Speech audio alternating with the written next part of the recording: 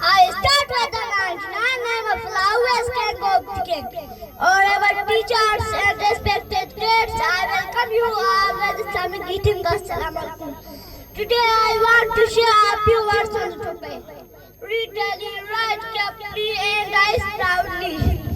Reading is one of the best habits a person can develop.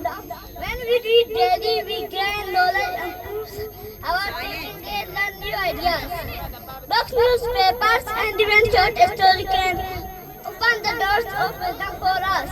Dear friends, writing is equally important. When we write carefully, we learn to express our thoughts in the best way.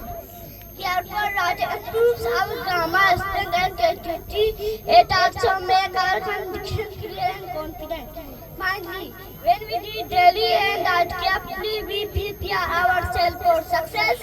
These habits make us disciplined, educated, and proud individuals who can rise in life with dignity. So let us promise to read daily, write carefully, and rise proud.